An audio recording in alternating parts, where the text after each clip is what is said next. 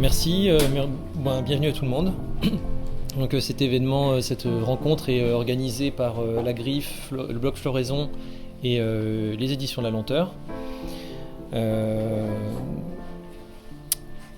petite phrase d'introduction. En 1983, Bernard Charbonneau écrivait « C'est la liberté de l'homme, et aussi de la femme, évidemment, mais il n'écrivait pas ça.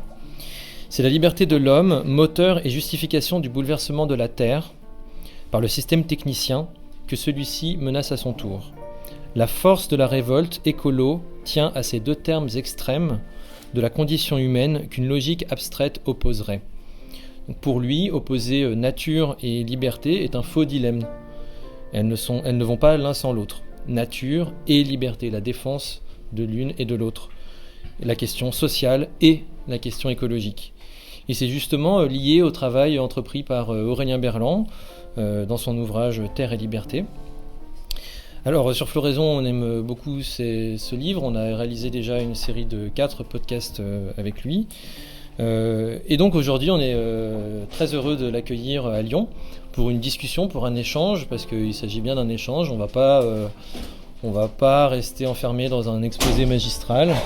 On va lancer la discussion ensemble, mais au bout d'un moment, vous pouvez intervenir, réagir, poser des questions, voilà, que ce soit vivant. Donc n'hésitez pas. Peut-être pour commencer, Aurélien, est-ce que tu peux te présenter et nous dire qu'est-ce qui t'a motivé à écrire ce livre ? Oui, bien sûr.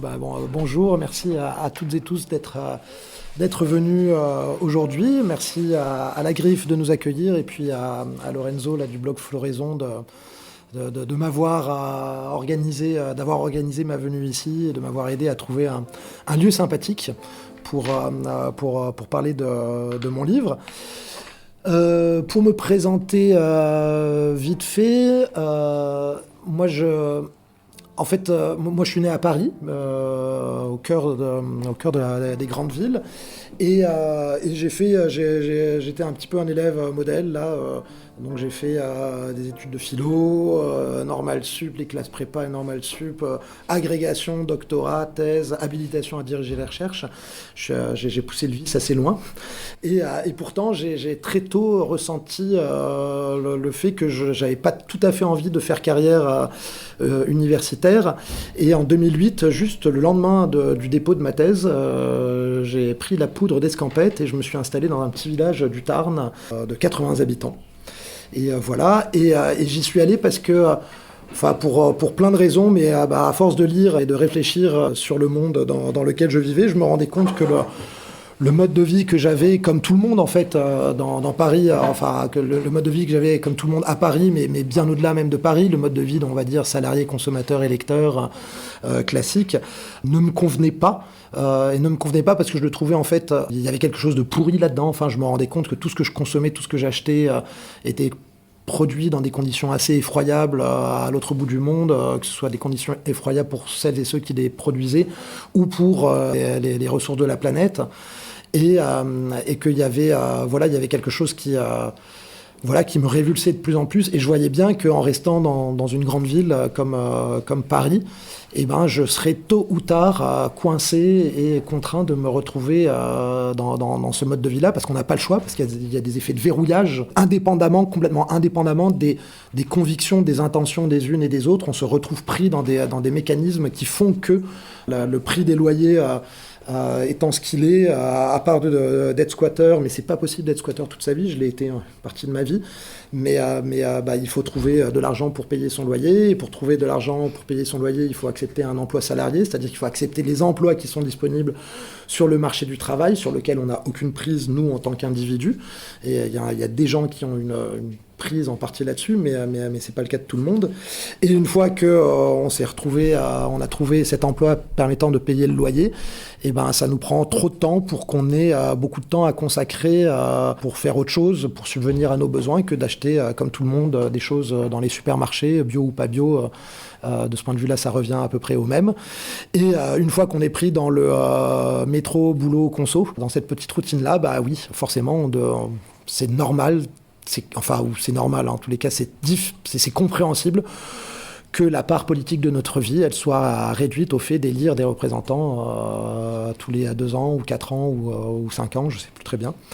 Et voilà, et en fait la perspective, compte tenu de ce que j'avais compris de ce mode de vie, de la manière dont fonctionne la société dans laquelle je vivais, compte tenu de tout ça, j'avais pas envie de me retrouver là-dedans, et donc je me suis installé à la campagne avec des copains et des copines, dans l'idée que les loyers étant moins chers, on n'abolirait pas l'ensemble de ces contraintes qui nous coincent tôt ou tard dans des formes de vie qu'on peut refuser quand on a 20 ans. On n'abolirait pas ça, mais on pourrait desserrer un petit peu les taux, parce que les loyers sont moins chers, parce qu'on peut vivre en yourte comme je l'ai fait pendant des années, parce qu'on peut autoproduire un certain nombre de choses plutôt que les acheter au supermarché, parce qu'on a des contacts plus directs avec des producteurs et qu'on peut court-circuiter un petit peu les médiations prédatrices qui se situent entre les producteurs et les consommateurs dans une société industrielle. Et voilà, donc ça c'était sur le plan de ma vie. Donc bien sûr, quand on fait ces choix de vie-là, pour autant on ne dessert pas toutes les contraintes, et notamment on a besoin d'argent. Donc pour continuer à vivre, j'ai fait des vacations à la fac parce que j'adore enseigner, et j'adore la philo qui était ma discipline. Mais sinon je faisais d'autres choses aussi, des traductions, des petits boulots, des passages par le RSA, etc. Mais c'est vrai que depuis 15 ans que j'ai fait ces choix de vie, j'ai pu en effet suffisamment desserrer les taux des contraintes pour, par exemple, passer 10 ans à écrire un livre sur la question de la liberté. Et voilà, donc c'était quand même une sacrée liberté, ça m'a offert une sacrée liberté ces choix-là. Et du coup, tu parles de mécanismes. Déjà, tu commences à esquisser des mécanismes, des contraintes dont tu essayes de te desserrer un peu à échelle individuelle ou petit groupe. Est-ce que c'est ça le sujet du livre et de ta réflexion générale? Tu me dis si je me trompe, mais on est piégé dans un système qui est censé nous rendre libres. Ben voilà, c'est ça en fait. Sur tous les bâtiments publics en France, où vous avez une formule en 3 termes qui est constamment démentie par tout ce qui est tout le fonctionnement des institutions normales là, dans ce pays et dans tous les pays du même type. Et donc ça, c'était contradiction là qui m'étouffait un petit peu.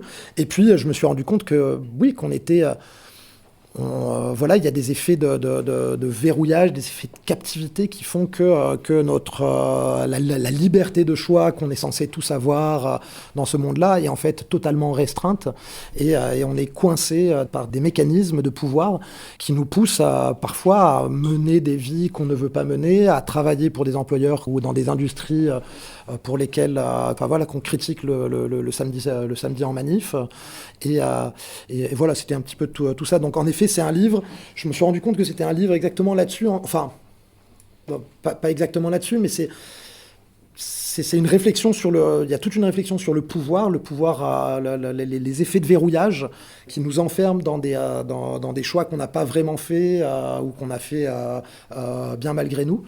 J'avais envie d'aborder ça, et je me suis rendu compte que c'était un thème central du livre par le nombre de journalistes qui m'ont contacté depuis la parution du livre, et en fait, on a eu la mauvaise idée ou la bonne idée, je sais pas, un petit peu par blague, de mettre philosophe jardinier en présentation sur la 4e de couve du livre. Et donc là, les journalistes, génial, un nouveau lifestyle, etc.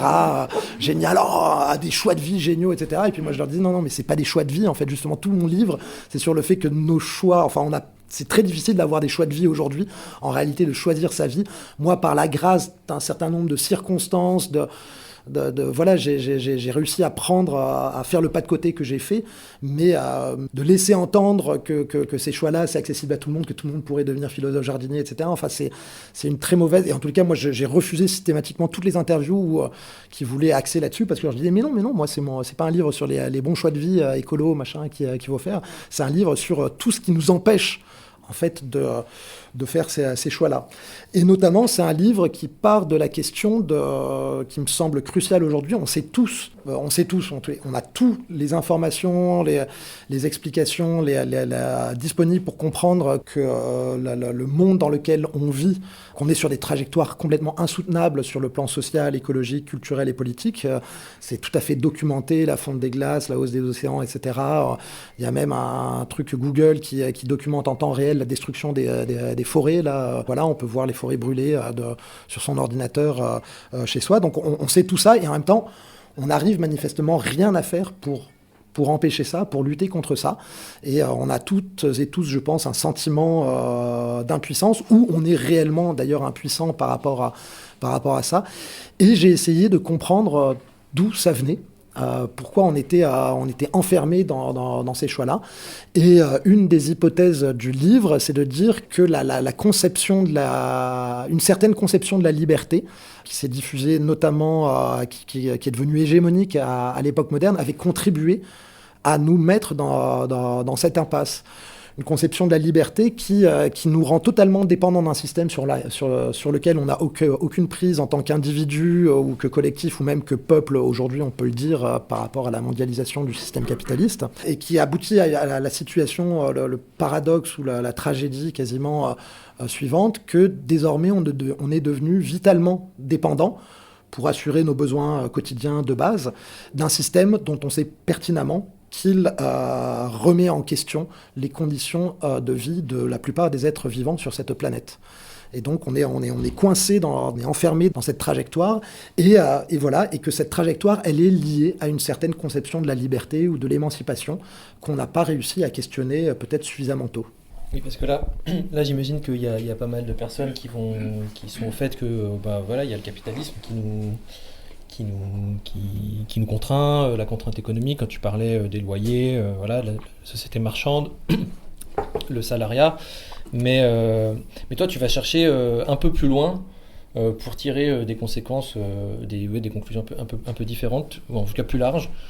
Est-ce que tu peux nous dire jusqu'où tu as fouillé en fait, c'est quoi le moteur de cette conception de la liberté là, comment tu peux la définir, la conception libérale?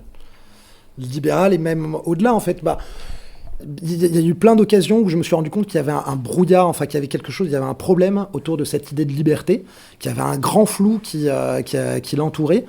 Et en gros, un moment important, ça a été en 2013 avec l'affaire Snowden.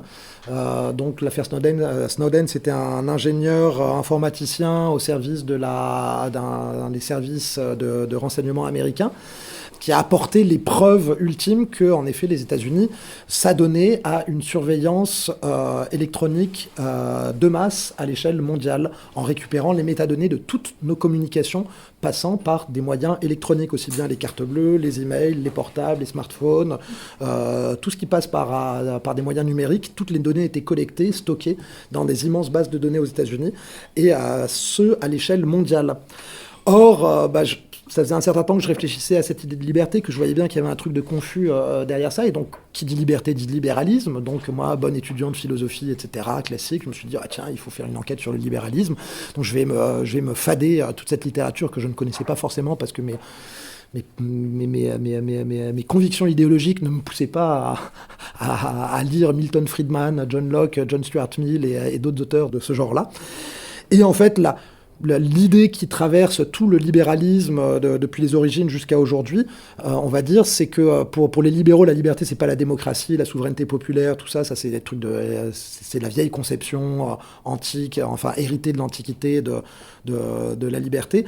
Pour les libéraux, la liberté, c'est plutôt l'inviolabilité de la vie privée, c'est-à-dire le fait de bénéficier d'un certain nombre de droits fondamentaux ou de libertés publiques que l'État est censé respecter, est censé faire respecter, et qui définissent toute une sphère de notre vie comme une sphère dans laquelle ni l'État, ni la société, ni personne n'a le droit d'intervenir, d'interférer de manière arbitraire, ou dans laquelle personne n'a le droit de s'immiscer pour contraindre nos choix, nous influencer d'une manière ou d'une autre.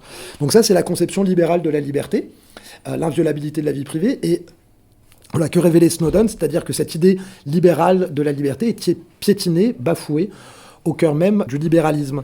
Et ce, dans une indifférence plutôt massive, alors que, quelque part, cette idée que la liberté, ça a à voir avec l'inviolabilité de la vie privée, c'était devenu un petit peu une idée qui avait fini avec la chute du mur de Berlin, qui avait fini par devenir universelle. Même avant la chute du mur de Berlin, les eurocommunistes, ce qu'on appelait les partis communistes d'Europe occidentale, avaient renoncé à la dictature du prolétariat et souligné le fait que le respect des droits de l'homme, en fait, des libertés fondamentales, faisait partie désormais de leur bagage politique bien évident. Et petite anecdote, en 2006, il y avait un film qui s'appelle La vie des autres, qui était un film sur la surveillance d'un dramaturge est-allemand par un agent de la Stasi, donc la police secrète est-allemande, qui avait reçu plein d'Oscars, qui avait suscité une émotion mondiale, etc., et qui laissait entendre que cette idée d'inviolabilité de la vie privée, c'était devenu fond commun partagé un petit peu par tout le monde, et que c'était notre conception de la liberté. Et là, 7 ans plus tard, en 2013, on apprenait qu'en fait, on se rendait compte que tout le monde s'en foutait. Et donc je me suis dit, mais qu'est-ce qui alimente malgré tout notre sentiment de la liberté, quand bien même on se sait potentiellement surveillé du matin au soir dans des pans de notre vie privée et à un degré de précision qui aurait fait pâlir d'envie n'importe quel dictateur du XXe siècle, puisque en fait tout ce qui passe par le numérique, en fait on peut tout savoir sur vous, vos amis, vos préférences sexuelles, vos choix de consommation, etc. via les cartes bleues, on sait à peu près tout. Et donc je me suis lancé là-dedans et je me suis rendu compte peu à peu que ou derrière le versant constitutionnel de la liberté, c'est-à-dire la liberté soit comme souveraineté populaire, démocratie, la vieille conception antique, soit la conception moderne, libérale de l'inviolabilité de la vie privée. Là, tout se jouait, la liberté se jouait sur un plan institutionnel, on va dire juridique et politique, stricto sensu. Mais qu'en fait, quand on lit bien les textes libéraux, ils présupposent tous, comme allant de soi, que la liberté se joue aussi sur un autre plan, sur un plan plutôt matériel ou existentiel de la vie quotidienne. Et en ce sens, la liberté, c'est d'être libéré des nécessités de la vie, délivré, déchargé d'un certain nombre de nécessités de la vie, c'est-à-dire d'un certain nombre de tâches liées à notre subsistance quotidienne. Produire son alimentation, faire le ménage, la lessive, la vaisselle, construire son habitat, s'occuper des personnes dépendantes autour de nous.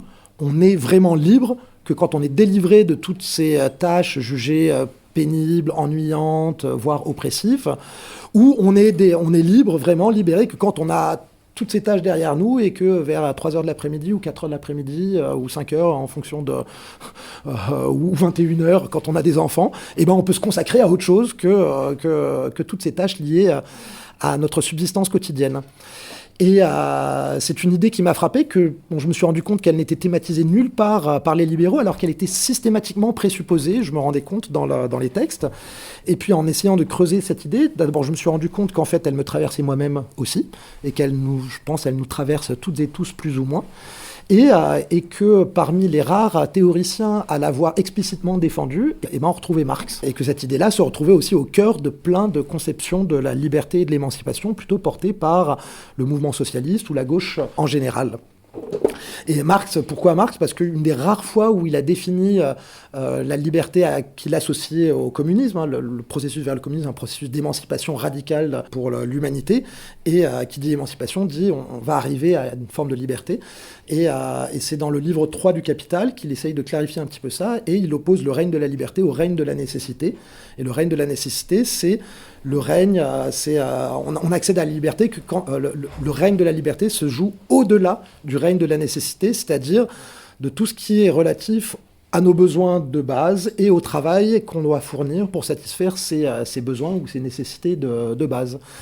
Et donc là, je me suis rendu compte qu'il y avait une conception de la liberté qui nous traversait toutes et tous, qu'on retrouvait à droite, à gauche, et qui était peut-être en fait le fond commun, enfin en tous les cas, un aspect de la liberté moderne qu'on n'avait pas suffisamment analysé et dont on n'avait pas suffisamment compris à quel point en fait il était problématique. Est-ce que c'est ce que tu appelles la délivrance, cette conception de la liberté ? Voilà, c'est ça. Alors, est-ce que c'est lié au vocabulaire religieux, délivre-nous du mal, se délivrer, se sauver ? C'est ça. Voilà, je savais pas comment on l'a nommé au début, cette conception de la liberté. Et puis je suis assez vite tombé sur le terme de délivrance comme un terme qui pouvait se prêter à ça pour mettre un nom. Il y a plein de raisons qui m'ont poussé à ça. Une bonne manière de présenter cette idée de liberté-délivrance, c'est par exemple un certain nombre de services qui se multiplient de nos jours, de commandes par Internet et de livraison à domicile. Un des leaders du secteur s'appelle Deliveroo. C'est une entreprise américaine et c'est bien sûr un jeu de mots autour du mot to deliver, délivrer quelqu'un d'une tâche pénible à faire, à savoir non seulement faire la cuisine, mais en plus, le pire des fardeaux, d'avoir à se déplacer jusqu'au restaurant qui nous fait à manger.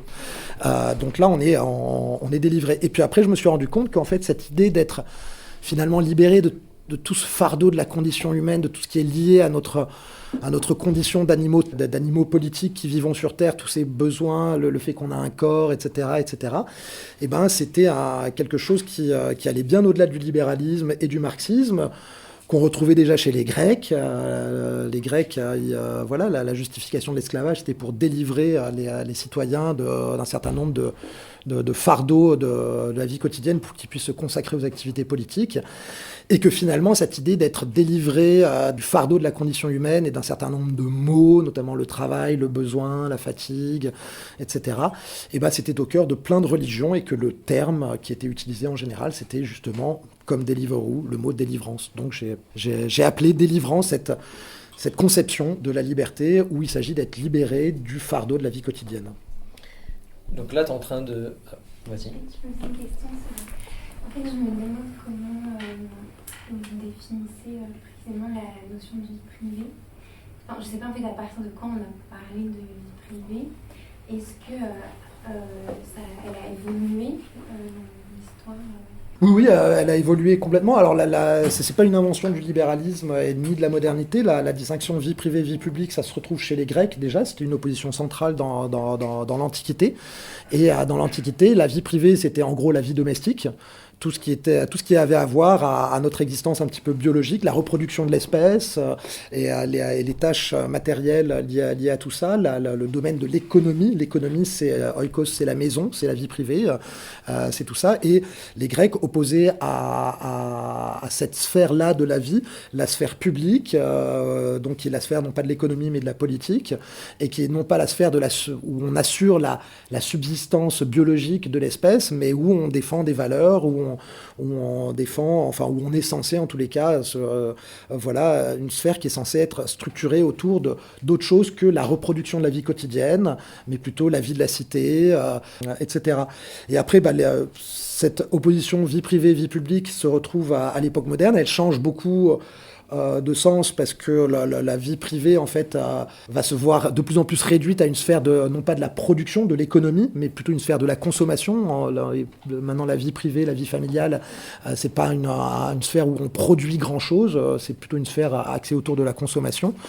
Et voilà, et ce qu'on appelle la vie privée quand on parle d'inviolabilité de la vie privée, c'est vraiment cette idée qu'il y a une part de notre vie dans laquelle ni l'État ni la société n'a le droit d'interférer. C'est très vaste, c'est pas un espace social particulier, c'est un ensemble de choses, notamment la liberté de mouvement, la liberté d'opinion, la liberté de croyance, etc., définies par un certain nombre de libertés publiques, dans lesquelles les pouvoirs, ni les puissances sociales, ni les autorités publiques ne doivent, en théorie, interférer avec nos convictions, nos envies, nos désirs.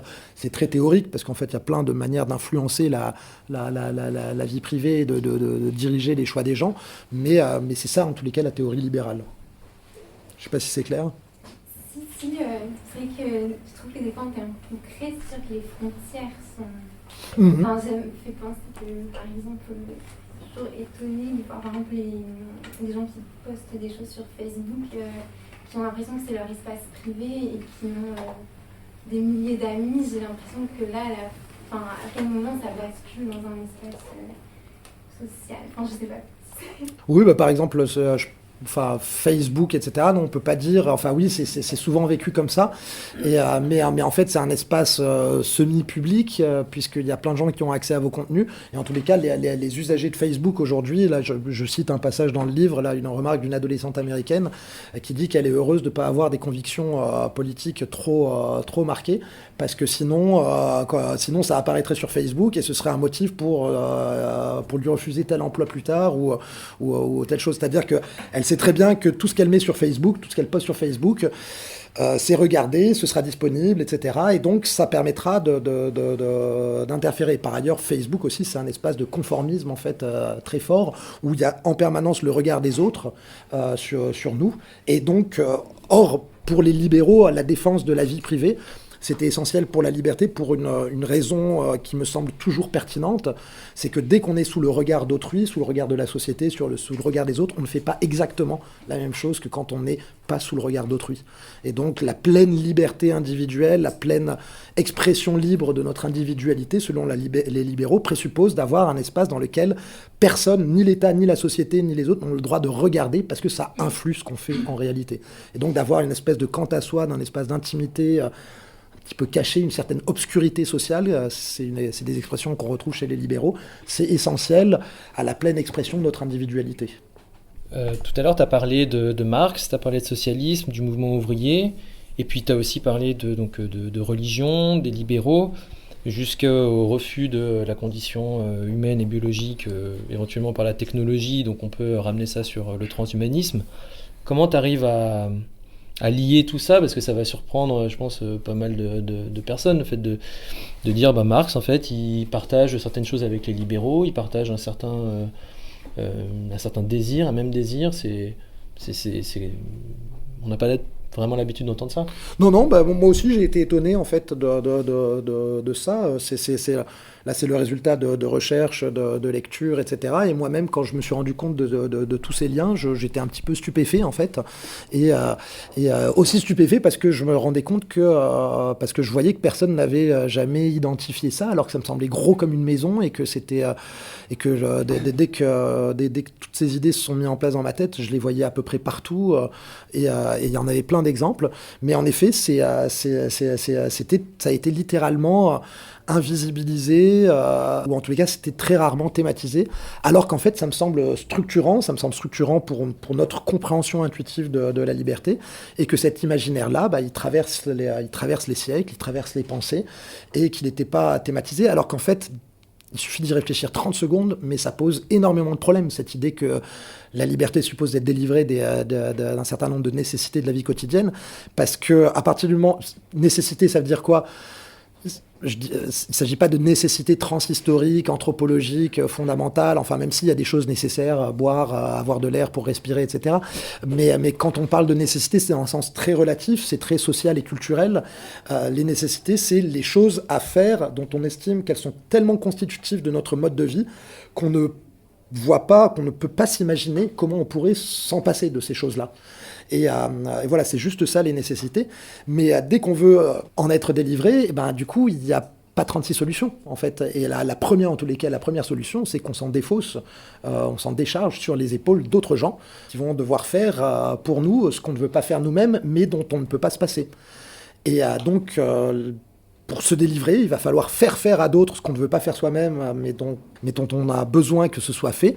Et faire à d'autres, c'est juste la formule même de la domination sociale. Être en position de domination sociale, c'est être en mesure de faire à d'autres gens, des exécutants, un certain nombre de choses qu'on n'a pas envie de faire soi-même, et donc on leur dit de faire, qu'on leur donne l'ordre de faire, et eux vont se contenter de faire ce qu'on leur demande de faire. C'est ça la domination sociale, et effectivement, quand on regarde l'histoire des formes de domination sociale de manière large, on constate qu'à peu près tous les groupes dominants dans l'histoire se sont délestés, déchargés d'un certain nombre de tâches liées à la subsistance quotidienne sur les groupes qu'ils dominaient, qu'il s'agisse de femmes, qu'il s'agisse de serfs et d'esclaves, qu'il s'agisse d'ouvriers ou de serviteurs, de domestiques, salariés à l'époque moderne. Il y a toujours eu ce geste-là de se décharger, de se défausser, de s'exonérer d'un certain nombre de tâches ingrates, rebutantes, etc., sur le dos des personnes en position inférieure socialement. Du coup, la délivrance, ça suppose en quelque sorte, la domination sociale. Ça va avec, pour faire une analogie avec Orwell, dans son monde 1984, dans le monde qu'il décrit, un des slogans du régime totalitaire en place, c'est « la liberté, c'est l'esclavage ». Et bien, quelque part, je me suis rendu compte que c'était, en fait, cette dystopie n'était pas loin de ressembler en partie à la réalité de notre monde, où on a partout marqué liberté, égalité, fraternité, et puis en réalité, on a oppression, inégalité, et chacun pour soi, qui est promu, en fait, systématiquement par une bonne partie des institutions de notre pays. Donc, il y avait ce problème-là énorme. Et puis il y a un autre problème, enfin en tous les cas, pour comprendre comment cette idée-là s'est retrouvée au cœur du marxisme, il faut comprendre qu'il y a une autre solution à ce problème de la délivrance, qui est que si on ne veut pas faire soi-même ces tâches qu'on juge nécessaires, et ben, à partir d'un certain moment de l'histoire, en gros à partir du XVIIe siècle, on a pu imaginer résoudre le problème que du coup il faudrait dominer d'autres personnes pour être exonéré des tâches de subsistance. On a pu fantasmer une autre solution qui était qu'on allait dominer la nature par le biais de machines, on allait dominer les forces de la nature, les sources d'énergie, etc. On allait construire des machines auxquelles on allait faire toutes ces tâches ingrates, rebutantes, pénibles, routinières, et qu'on allait donc pouvoir être toutes et tous délivrés. Et donc là, cette fois, on aurait, en apparence du moins, la possibilité que la liberté devienne non pas le privilège d'une minorité comme elle l'était dans la Grèce antique, où il y avait un groupe de dominants qui s'accaparaient la liberté et qui en privaient à d'autres groupes qui étaient privés de tout droit politique. Non, la liberté dans ce cas-là, si on réussit à asservir les forces de la nature pour leur faire tout ce qu'on n'a pas envie de faire nous-mêmes, eh ben on va pouvoir remplacer les esclaves par des machines et on va pouvoir être tous libres au sens de la délivrance.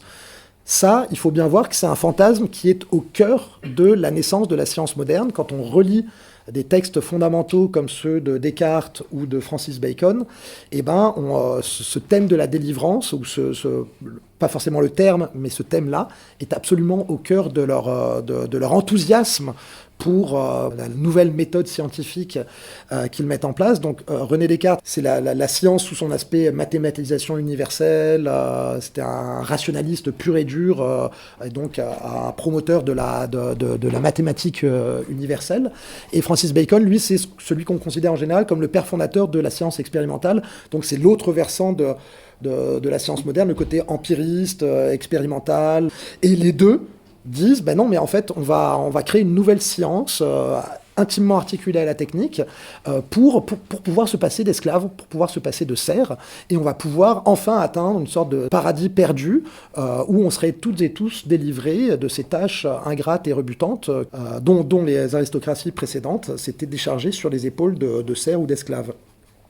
Et c'est cette idée-là, ce fantasme-là, technoscientifique, qui va se retrouver, à partir du 19e siècle, au cœur des mouvements socialistes, et enfin pas de tous d'ailleurs, d'un certain nombre, et qui va devenir totalement hégémonique à gauche, notamment par le biais du marxisme, avec cette idée que le développement économique et technoscientifique allait nous rendre maîtres et possesseurs de la nature, et que donc on n'aurait plus besoin d'asservir les autres, et qu'enfin l'humanité serait radicalement émancipée. C'est ça le grand fantasme très grandiose et généreux du marxisme.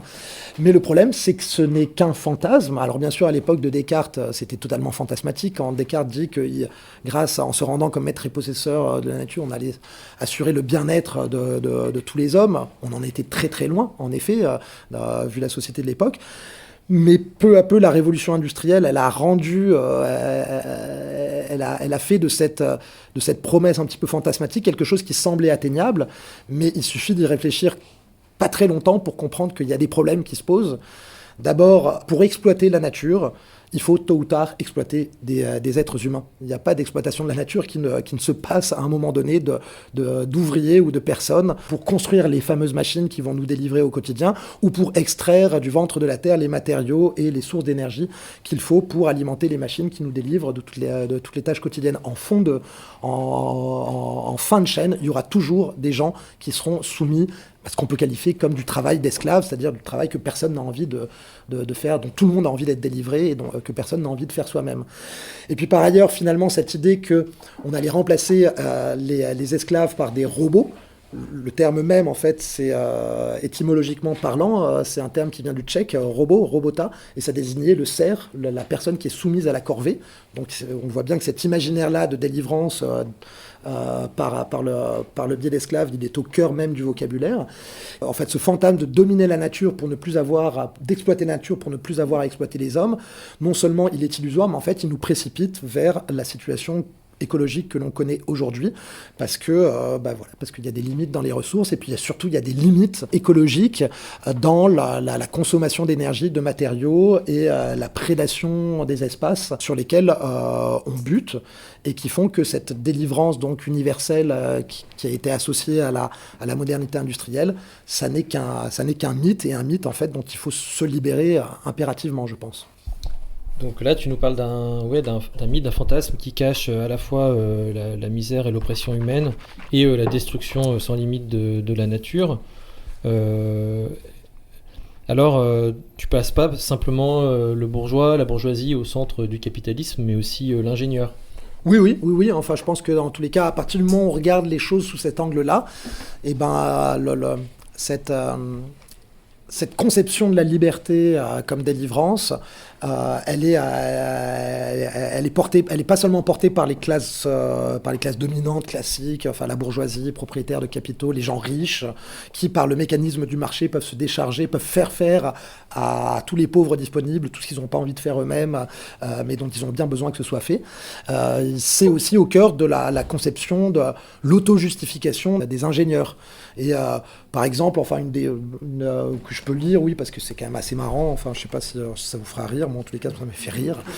Mais par exemple, pour illustrer le fantasme de délivrance dans les proportions qu'il a pris au 19e siècle à gauche, chez un ingénieur, en l'occurrence un ingénieur fourriériste, et pour montrer à quel point ce fantasme-là s'est en partie réalisé, parce que la description du monde qui est faite, elle ressemble étrangement quand même à un autre monde, et j'ai trouvé un texte là, du 19e siècle, donc d'un ingénieur fourriériste qui s'appelle John Hetzler, qui s'appelle « Le paradis à la portée de tous les hommes, sans labeur, par les pouvoirs de la nature et des machines ».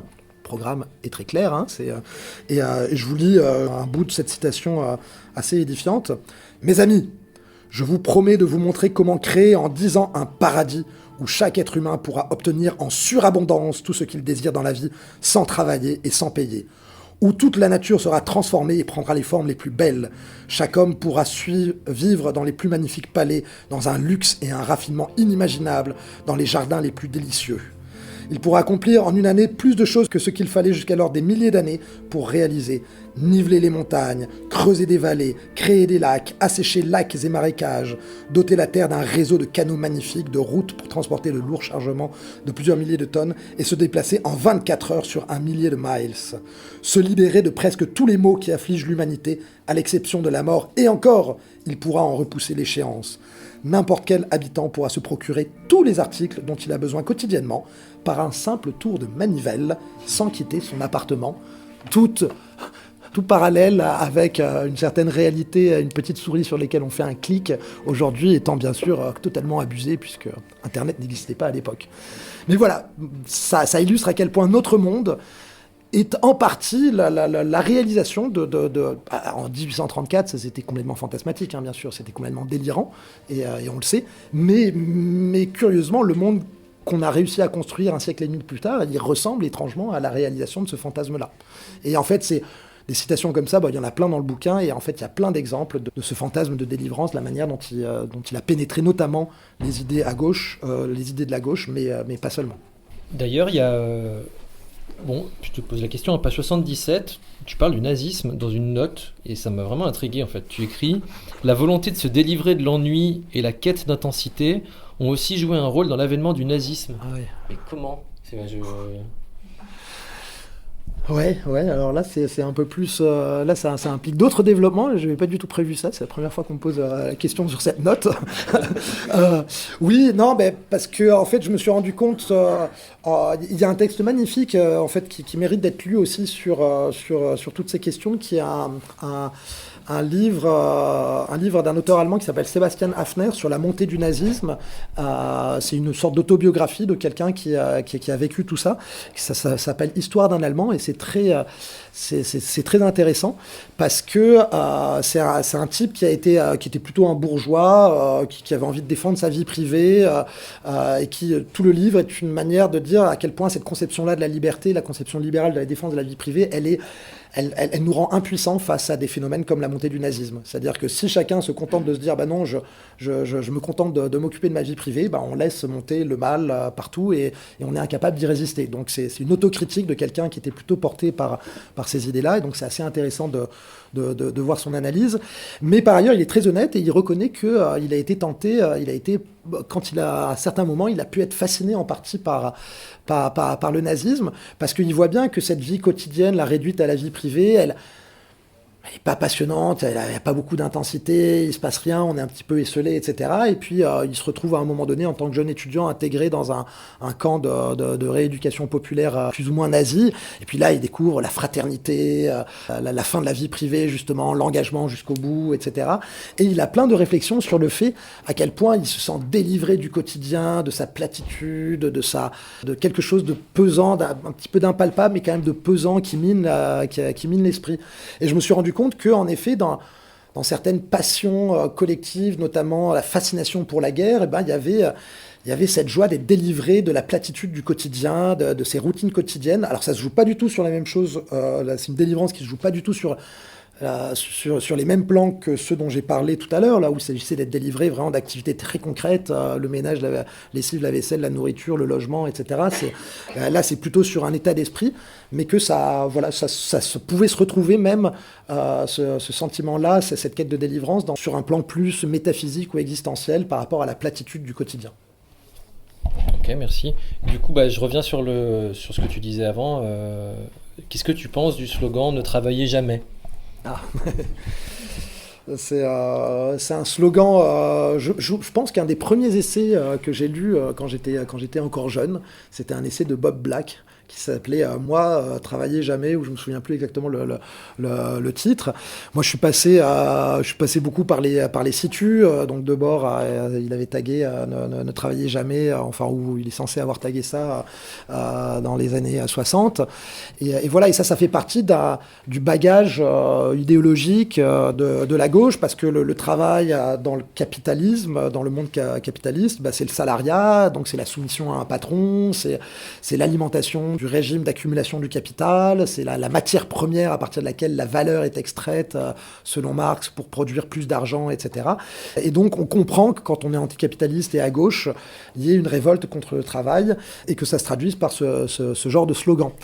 Mais bien sûr, ne travaillez jamais, ça dépend... au sens d'une critique du salariat, moi je trouve ça tout à fait légitime, et quelque part, moi, quand je me suis installé à la campagne, mon but c'était de ne jamais travailler, ou plutôt, plus précisément, de ne pas vendre ma force de travail à un patron pour faire des choses que je ne veux pas faire, ou contre lesquelles d'ailleurs je m'insurge intérieurement. Ce qui est quand même une petite nuance, parce que le travail, c'est pas juste une réalité moderne inventée par le capitalisme. Le travail, c'est aussi, ça désigne en fait, dans l'étymologie même du terme, qui est un vieux terme qui n'a pas été inventé par le capitalisme, même s'il a pris la signification moderne seulement au XVIIIe siècle, au cours du développement du capitalisme. Mais à l'origine, le travail, c'est l'ensemble des activités pénibles, pesantes, qu'on n'a pas envie de faire. Le travail, ça désignait avant tout, d'ailleurs, le travail des paysans, en allemand, en tous les cas, Arbeit, à l'origine, ça désignait uniquement le travail des paysans, alors que le travail même des artisans ou d'autres professions était désigné par d'autres termes. Donc c'est le travail dont tout le monde a envie d'être délivré. Et travail, c'est un mot qui vient étymologiquement d'un instrument de torture. Donc ça désigne bien le côté pénible, écrasant et douloureux. Or, sur la base des analyses que j'avais faites de la liberté, du problème posé par la conception de la liberté-délivrance, je me suis rendu compte que ce slogan-là, il pouvait aussi... il pouvait être pris dans ce fantasme de délivrance, cette volonté de refuser toutes les activités pénibles et fastidieuses liées au quotidien, qu'il pouvait alimenter, en fait, qui pouvait être pris là-dedans, s'il véhicule non pas une pure et simple critique du salariat capitaliste, mais l'idée que la vraie vie, la vie libérée, ce serait une vie libérée de tout labeur, de tout effort, de toute peine. Et malheureusement, C'est parfois le cas parce que ce slogan-là, chez un certain nombre de groupes de gauche, anticapitalistes dont j'ai pu me sentir proche, il aboutit presque systématiquement à une apologie de l'automatisation, c'est-à-dire de l'industrialisation à outrance et finalement de l'aboutissement du processus de développement du capitalisme en tant que mode de production basé sur les machines. Alors moi j'ai une question surprise. Toi tu dis pas si tu as la réponse. En 1872, qui a dit renoncer à toute autonomie? Si, c'est ça. Si, c'est ça. Enfin, il y a quelqu'un qui l'a dit. Ouais. Et donc, c'est quoi l'autonomie et qu'est-ce qu'il entendait par là? Ah, d'accord, pas mal. Oui, par exemple, par rapport à ce ne travailler jamais, un bon exemple, c'est le gendre de Marx. Lafargue, qui a écrit un livre, moi qui m'avait plu, la première fois que je l'ai lu quand j'avais 18 ans, Le droit à la paresse, que plein de gens ont lu, qui a un essai plutôt revigorant, etc. Machin.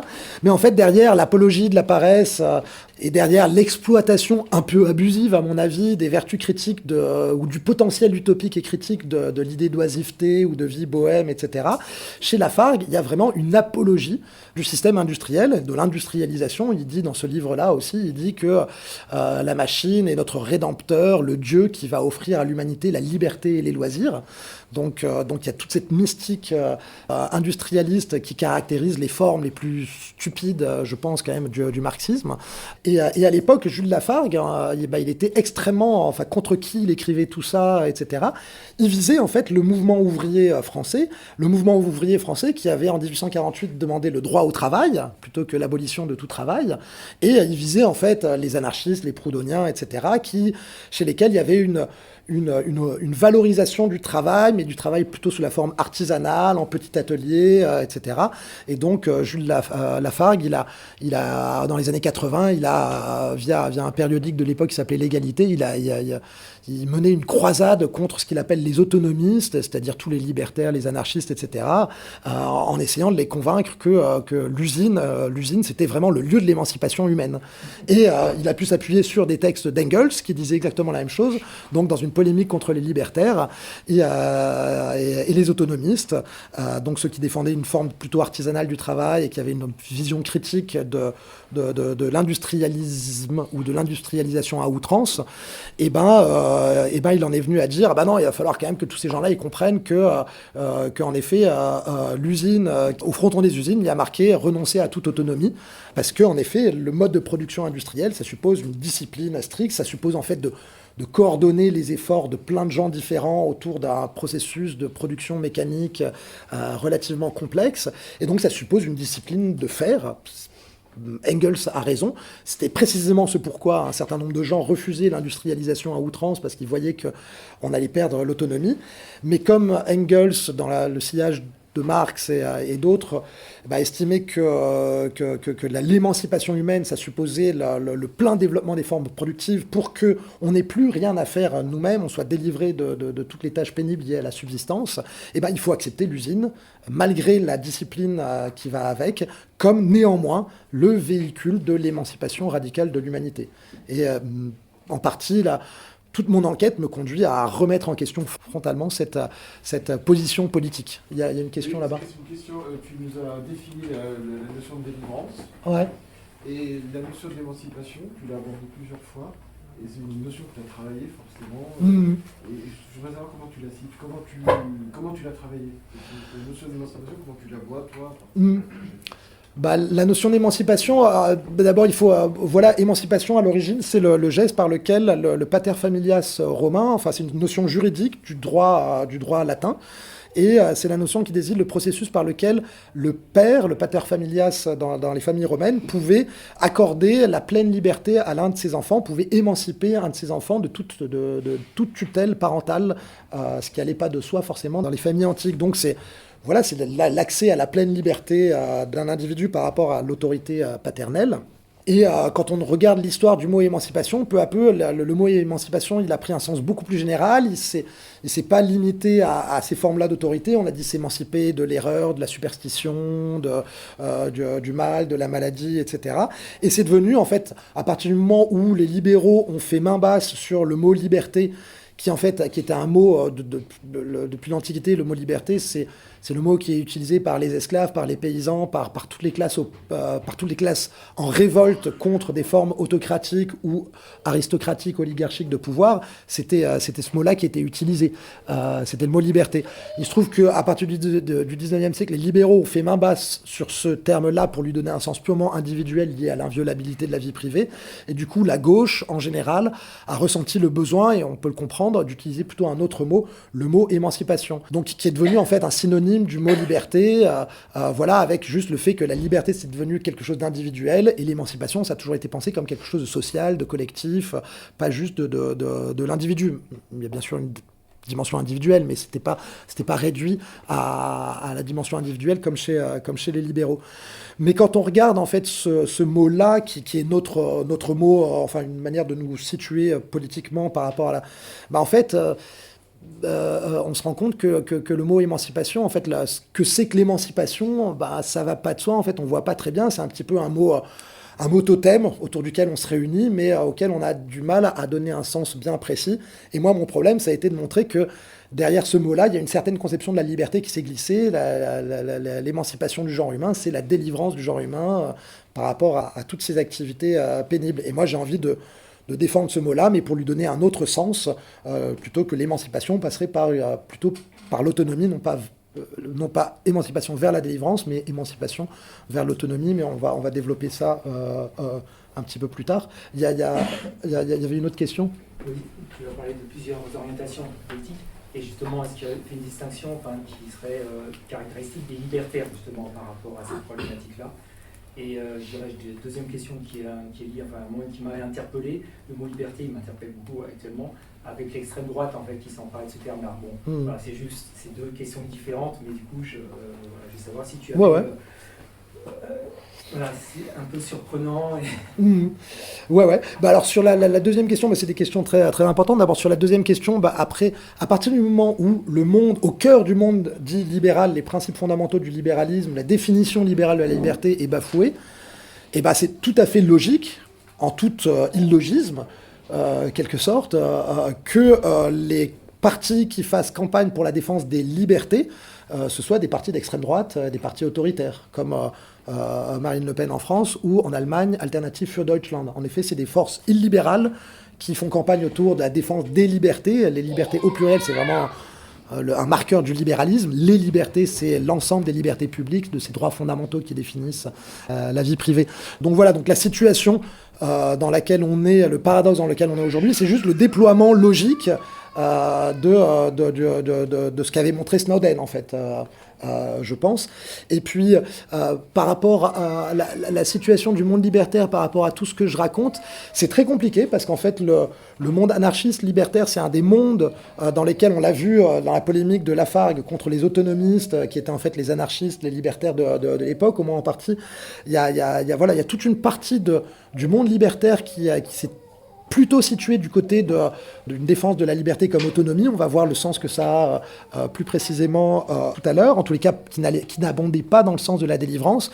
Mais de fait, la force de fascination, le magnétisme qu'exerce cette idée d'être délivré des nécessités de la vie quotidienne, il a aussi pénétré largement le mouvement anarchiste. Je me souviens d'avoir vu un tract hallucinant, enfin moi qui m'avait fait beaucoup rire, un tract anarchiste catalan, donc de Barcelone, avant la Première Guerre mondiale, qui se terminait par un truc, de toute façon, nous n'aurons la liberté que quand nous aurons le vide ordure automatique dans tous les immeubles. Et là, vraiment, en fait, on voit le truc, en plus, parce que porter les poubelles, enfin voilà, ça fait partie vraiment de ces tâches fastidieuses de la vie quotidienne qu'on n'a pas envie d'endosser, et que si on réussit à s'en débarrasser sur un domestique, un serviteur ou sa femme, pour les hommes, on est en général très heureux de faire ça. Et donc voilà, en fait, le monde libertaire, il n'a pas été totalement étanche à la pénétration de ces idées, mais en fait, il est totalement partagé. Et ça se voit dans les débats, par exemple, qu'il y a eu dans les années 20 au sein du mouvement anarchiste espagnol, où il y avait deux tendances qui ont été en conflit, enfin, ou en tension après aussi pendant la Révolution espagnole.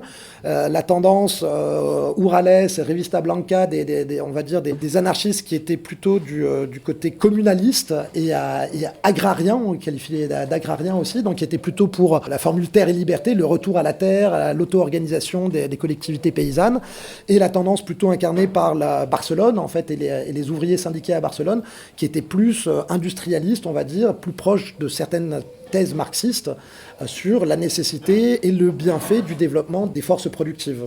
C'est un clivage qui traverse le monde anarchiste, je pense. Oui, alors il y avait plein de questions, mais c'est très bien. Est-ce que tu aurais des pistes pour sortir de la situation d'impuissance que tu parlais avant ? Ouais, j'ai pas de recette miracle. Peut-être qu'on va y venir. Tu reposes quand même quelque chose. Oui, bah voilà, moi j'ai l'impression que si notre impuissance elle repose sur le fait qu'on dépend intégralement en fait du système pour la couverture de nos besoins, et je pense que ça c'est quelque chose en tous les cas quand on habite à la campagne, en fait, on n'habite plus dans un monde où on a que des conversations avec des gens qui sont de la même classe d'âge, des mêmes opinions, des mêmes... voilà. Et moi, le nombre de gens, de voisins, de voisines, de gens que j'ai pu rencontrer, qui me disaient par rapport à certaines discussions sur la révolution, sur le système, etc., et qui en venaient à la fin, mais moi, comment je vais nourrir mes gosses si on fait la révolution, si tu fais la révolution et qu'il n'y a plus d'approvisionnement du supermarché, comment je vais m'en sortir, comment je vais aller chercher ma môme à la sortie du collège à 15 km d'ici si on réussit vraiment à saboter les pipelines comme tu voudrais le faire, etc.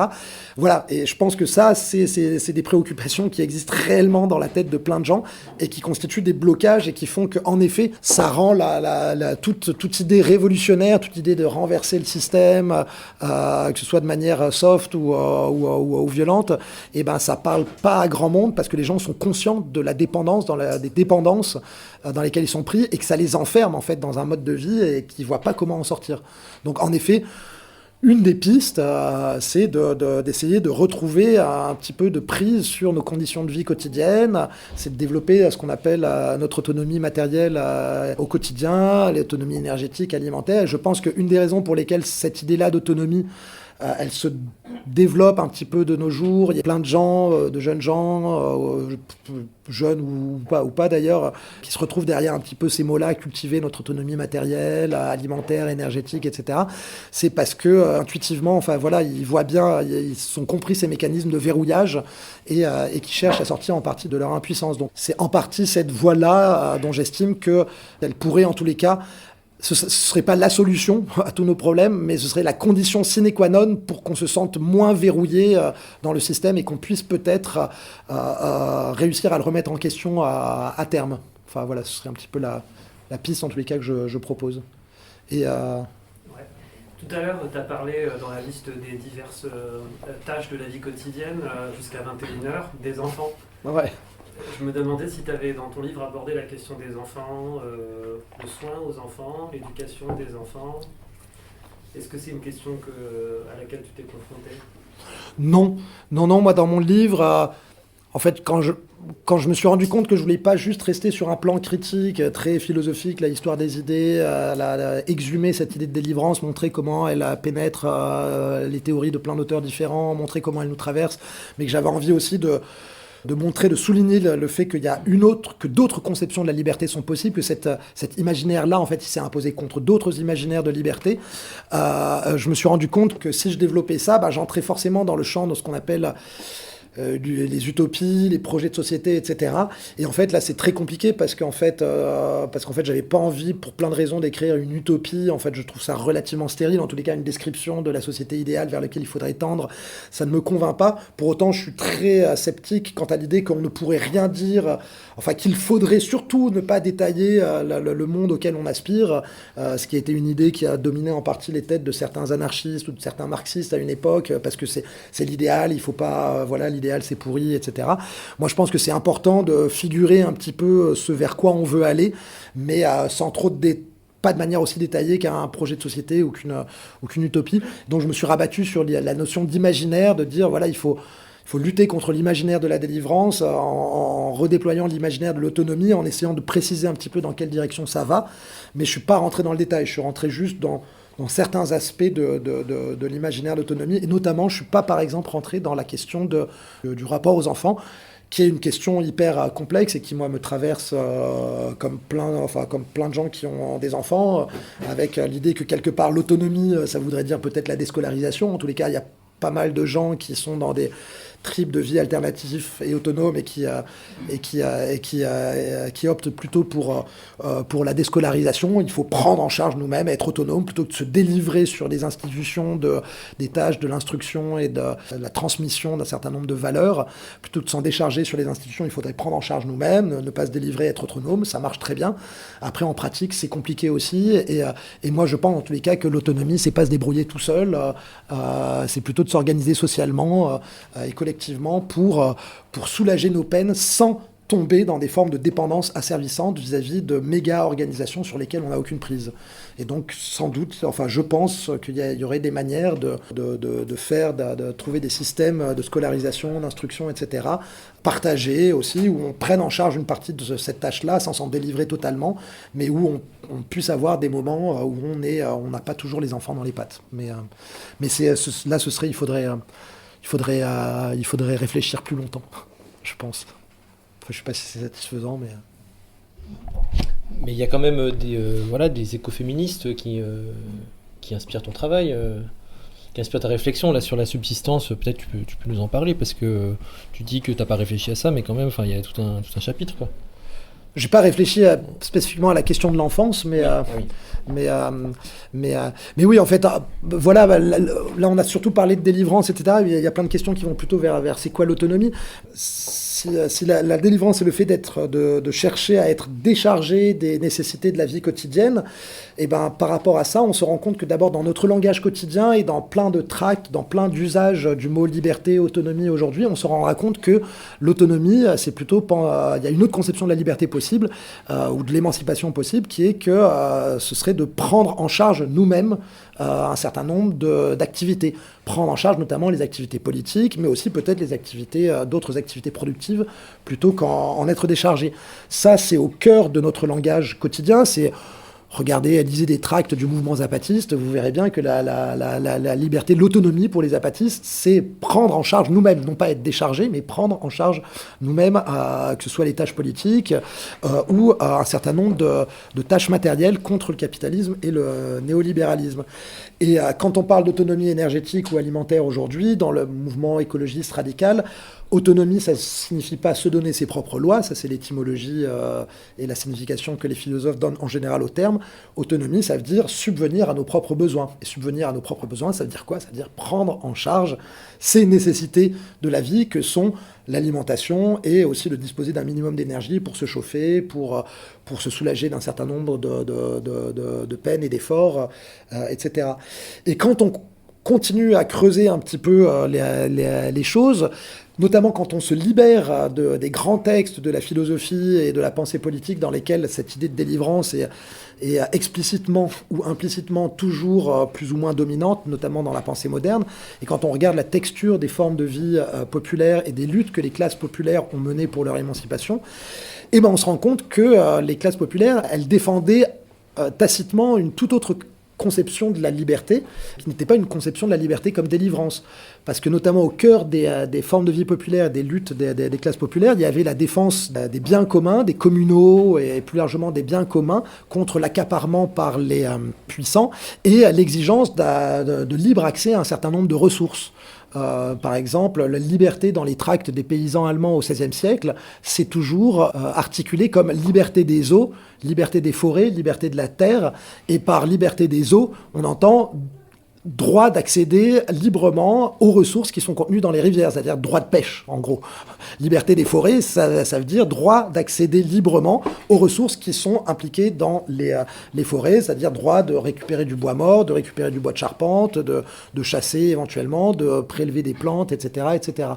Et en fait, du coup, c'est toutes ces luttes autour de l'accès aux ressources dans les formes de vie populaire. C'est des luttes qu'on retrouve au XVIe siècle en Europe, qu'on retrouve au XIXe siècle en France, qu'on retrouve aujourd'hui en Inde, dans les luttes contre l'accaparement des terres et des forêts par certaines multinationales, notamment le mouvement des femmes Chipko en Inde est très révélateur de ces luttes-là, un bon exemple en fait. Et ça veut dire que ces gens-là, ils ne luttent pas pour être délivrés des nécessités de la vie quotidienne, ils luttent pour l'accès aux ressources permettant de prendre en charge eux-mêmes les nécessités de la vie quotidienne. Et c'est donc très différent. Et la principale des ressources pour subvenir à nos besoins, assurer notre subsistance ou prendre en charge les nécessités de la vie, les nécessités matérielles de la vie, bien sûr, c'est la terre comme socle de toutes les subsistances. D'où le titre du livre, Terre et liberté. Et Terre et liberté, voilà, dans les milieux anarchistes, quand on vient d'y entrer, Terre et liberté, c'est un slogan de la Révolution espagnole, parce qu'il y a eu un film qui s'appelait Land and Freedom, fait par Ken Loach. Quand au bout de 2 ans, qu'on a commencé à bouquiner un petit peu, etc., on se rend compte que c'était un slogan qui était au cœur de la Révolution mexicaine, par certains réformateurs mexicains dans les années 1911-1917. Et puis quand on continue à creuser, etc., et à lire plein de brochures et de livres de critique sociale et d'histoire du mouvement des résistances populaires, on se rend compte que Terre et liberté, c'était le titre de la principale revue espagnole anarchiste à la fin du 19e siècle, mais aussi le titre de la principale revue des populistes russes à la même époque. Et les populistes russes, c'était pas les pro-Trump à l'époque, c'était ceux qui cherchaient à décapiter le tsar, donc le Trump de l'époque. Voilà. On se rend compte qu'il y avait plein de revues anarcho-communistes en France. Il y en a eu 3 à ma connaissance au 19e siècle qui s'appelaient Terre et liberté. Et on se rend compte en fait que ce mot d'ordre-là, il a résonné sur tous les continents et continue à résonner dès qu'il y avait des luttes paysannes notamment, tout simplement parce qu'il synthétise en très peu de mots une toute autre conception de la liberté et de l'émancipation, celle que je veux défendre et que je mets derrière le mot autonomie, qui n'était pas utilisé à l'époque en ce sens-là tout à fait, mais que l'accès à la terre comme base, comme socle de toutes les ressources dont on a besoin pour vivre, c'est la condition de la liberté, parce que c'est la seule manière de ne pas rentrer dans des formes de dépendance qui nous mettent à la merci de celles et ceux qui possèdent ces ressources dont on a besoin pour vivre. Et voilà, et donc je pense que quand on examine tout ça, quand on voit tout ça, on se rend compte que la liberté comme délivrance, l'imaginaire de la liberté comme délivrance, il s'est imposé, c'est un imaginaire de privilégiés qui s'est imposé contre une toute autre conception de la liberté et de l'émancipation qui traverse les siècles, qui traverse les classes populaires, et que la fascination pour l'industrie, l'adhésion au progrès, la fascination qu'exerce légitimement aussi l'œuvre de Marx, notamment à gauche, ça nous a fait complètement oublier cette conception souterraine de la liberté, alors que moi je pense qu'il faut la défendre et qu'aujourd'hui elle a de plus en plus de pertinence et qu'il faut renouer avec elle contre un imaginaire qui a fini par nous bouffer la tête et faire de nous en partie, nous faire faire le jeu d'un système dont on voit bien toutes les conséquences délétères. Il y a une question. En fait, je me pose la question si, en plus de l'autonomie, il ne faut pas aussi aller vers une désescalade technologique. Parce que, en fait, les dépendances, aujourd'hui, plus on numérise nos vies, en fait, et plus on est dépendant, en fait, d'un système qui déjà nous éloigne, les uns des autres, et puis qui nous atomise, et qui nous met à distance entre nous, entre les personnes, et puis une distance entre nous et l'environnement, la nature.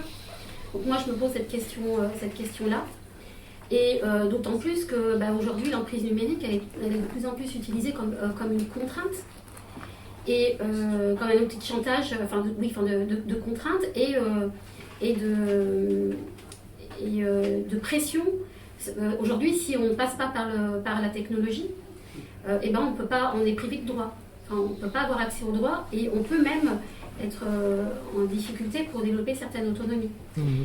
Donc déjà, c'est cette question-là. Et la deuxième question que je me pose aussi, c'est pour moi l'autonomie la plus difficile à acquérir, c'est certainement sur la santé. On voit qu'aujourd'hui, dans une crise sanitaire, en fait, la réponse, elle est autoritaire. Elle n'est pas dans l'expression d'une autonomie. Et en fait, c'est cette dépendance. On a perdu les savoir-faire pour se soigner, pour décider démocratiquement et collectivement comment on fait. Et du coup, ce qui fait accepter des mesures de police entre les personnes, avec un système en 6 mois, on a accepté un système de QR code les gens, enfin, c'est complète. Enfin, moi, j'hallucine et je me dis, mais comment est-ce qu'on peut aller vers l'autonomie si dans un contexte de société comme ça? Alors, la troisième proposition, ce que je ferais, c'est aussi, il faut quand même lutter. C'est-à-dire que aller vers l'autonomie, donc être dans une désescalade technologique et puis critiquer et lutter ces contraintes qui s'installent. Alors, certes, pas forcément dans une optique libérale, mais quand même contester ce monde qui, de toute façon, à un moment donné, va restreindre les possibilités de l'autonomie. Je ne sais pas si je suis... Voilà. Donc, du coup, ma question, c'est l'autonomie seule, peut-être qu'il faut compléter avec tout ça. Non, moi, je suis tout à fait... Je suis tout à fait d'accord avec toutes ces réflexions et pour abonder dans ce sens-là ou préciser des choses ou reformuler à la manière dont je le fais plus ou moins dans le livre. Une fois qu'on a identifié cette autre conception de la liberté qui traverse les époques, les continents et qui a été plus ou moins marginalisée aujourd'hui par l'idée de délivrance, et qu'on essaye de rentrer un petit peu plus dans le détail, on peut dire que l'autonomie, elle se joue sur 3 plans différents: le plan des besoins, le plan des techniques et le plan des ressources. Et ça, en fait, j'ai compris ça en fait en lisant un texte que je trouve fascinant d'un des anarchistes qui a le plus précocement critiqué justement l'industrialisme marxiste et qui a dit qu'il fallait en sortir. C'est un Allemand qui s'appelle Gustav Landauer, qui a écrit un texte fondamental qui est magnifique, qui s'appelle L'appel au socialisme, et qui se termine par une polémique contre l'idée qu'il faudrait attendre le plein développement des forces productives pour que les conditions objectives de la révolution communiste soient remplies et qu'on puisse enfin vivre le communisme, ce qui a poussé une partie des sociodémocrates allemands marxistes à une posture soit d'attentisme, en disant non, c'est pas le moment, il faut attendre encore que les forces productives se développent, soit à faire tout simplement le jeu du développement des forces productives, c'est-à-dire le jeu du développement du capitalisme tel qu'il existait à cette époque-là. Et donc à la fin de son essai, il dit, mais pour réaliser le socialisme, on n'a besoin que de 3 choses: la faim, les mains et la terre.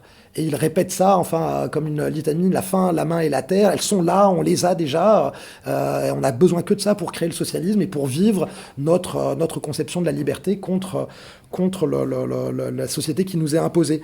Et en fait, la faim, c'est la métaphore des besoins, pour moi. Les mains, c'est la métaphore de nos capacités, notamment techniques. Et la terre, c'est la ressource essentielle. Et donc, c'est comme ça que j'ai compris qu'on pouvait développer l'idée d'autonomie au moins sur 3 plans. Donc, sur le plan des besoins, l'idée d'autonomie, ça implique une réflexion critique sur nos besoins.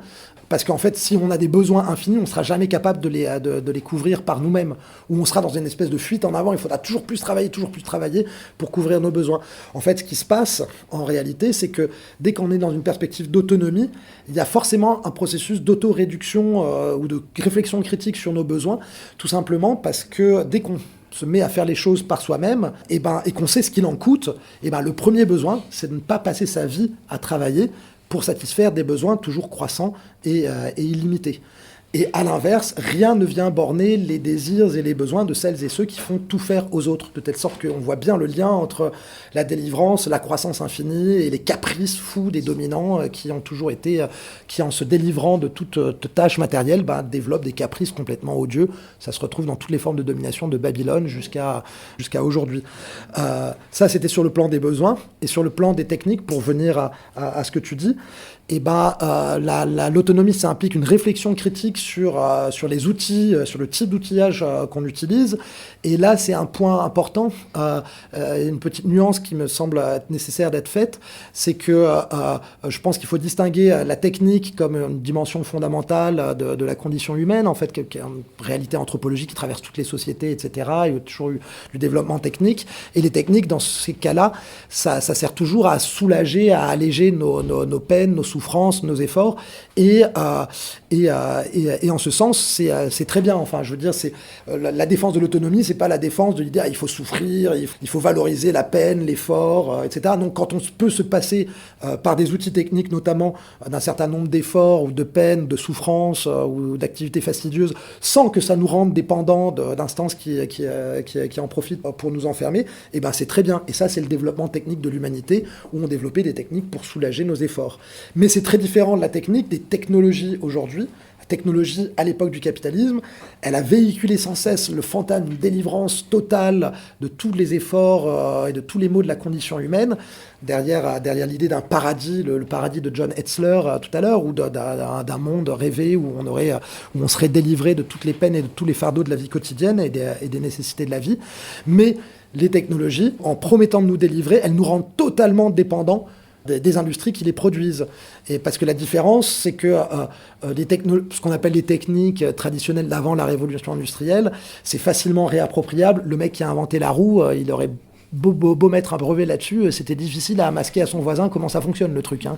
C'est une fois qu'il y en a un qui a inventé la roue, tout le monde l'a inventé. En fait, c'est immédiat. Il n'y a pas de secret, il n'y a pas de machin, etc. Donc c'est facilement réappropriable. Chacun peut construire une roue, se compter assez vite, etc. C'est facilement réparable. Donc il y a un gain en autonomie pour tout le monde. Il n'y a personne qui obtient qui a réussi à mettre un monopole là-dessus et à rendre les autres dépendants de la roue. Par contre, un smartphone, pour le réparer soi-même, pour le produire soi-même, etc., c'est beaucoup plus compliqué. Donc, une fois qu'on est devenu dépendant de son smartphone, on est devenu dépendant des industriels qui les produisent, et donc on est devenu dépendant de l'argent qui nous permet de l'acheter, et donc des métiers qui sont disponibles sur le marché du travail, et donc en fait on est devenu dépendant des désirs que les gens qui ont les moyens de se payer nos services, des désirs que ces gens-là peuvent avoir à nous faire contre de l'argent, pour qu'on puisse acheter notre smartphone, etc., etc. Et donc on se retrouve pris dans cette forme de dépendance, dépossession, qui est exactement finalement la même via la technologie, que quand la terre était accaparée par les grands propriétaires fonciers, les aristocrates, etc. C'est exactement le même genre de dépossession et de mécanismes de pouvoir passant par la dépendance matérielle qui sont à l'œuvre derrière le développement de la technologie, à mon sens, contrairement à ce qui se passait dans le développement technique jusqu'à présent dans l'histoire de l'humanité. Donc ça, c'était pour aller dans ce sens-là. Pour répondre à l'autre partie de ta question, enfin, si j'ai bien compris et si je me souviens bien, c'est que, donc voilà, moi je pense qu'il faut renouer avec cette conception de l'autonomie, que l'autonomie matérielle, c'est un moment indispensable de la liberté. Par contre, c'est pas le tout de la liberté. On peut très bien avoir des communautés très autonomes matériellement qui sont odieuses et qui sont totalement oppressives. Hein. On connaît tous les sociétés traditionnelles, patriarcales, comment elles fonctionnaient et ce que ça pouvait signifier pour un certain nombre de personnes à l'intérieur. Donc il ne s'agit pas de dire « Ah, elles étaient autonomes, donc ils étaient libres ». Non, c'est juste un moment, un ingrédient qu'on a trop négligé. Et par ailleurs, dans la situation qui nous est faite aujourd'hui, c'est pas juste si tout le monde se met à planter 3 carottes et à réparer sa maison, comme moi je m'amuse à le faire dans mon coin dans le Tarn, qu'on réussira à renverser ou à freiner ou à dévier la civilisation de la trajectoire folle dans laquelle on est rentré. Pour renverser la méga machine, il va falloir faire un petit peu plus que planter des carottes et des choses comme ça. Il va falloir s'organiser collectivement, il va falloir organiser des luttes. Et donc l'autonomie matérielle, ça doit être une base de l'émancipation, ça doit revenir au cœur de notre conception de la liberté. Mais l'émancipation, elle passera par des choses qu'on sait toutes et tous depuis longtemps, par des formes de lutte. Juste moi, le plaidoyer de mon livre, c'est l'idée que malheureusement, au cœur de ces luttes, des luttes anticapitalistes depuis 2 siècles, il y a eu un fantasme de délivrance qui a contaminé ces luttes, qui a contaminé l'imaginaire des anticapitalistes et qui a fait que, bien malgré eux, je pense qu'ils ont fait en partie le jeu du système qu'ils prétendaient vouloir renverser et que c'est ça le problème. Et donc il faut changer d'imaginaire, réenclencher ces luttes-là en changeant d'imaginaire dans un imaginaire qui ne fasse pas le jeu de la méga-machine capitaliste. Ouais, c'était pour revenir sur la question des technologies, c'est une question un peu plus précise, mais puisque je parle du travail de la Terre, tout à l'heure, tu prenais l'exemple des technologies, des techniques plutôt pré-révolution industrielle et du smartphone.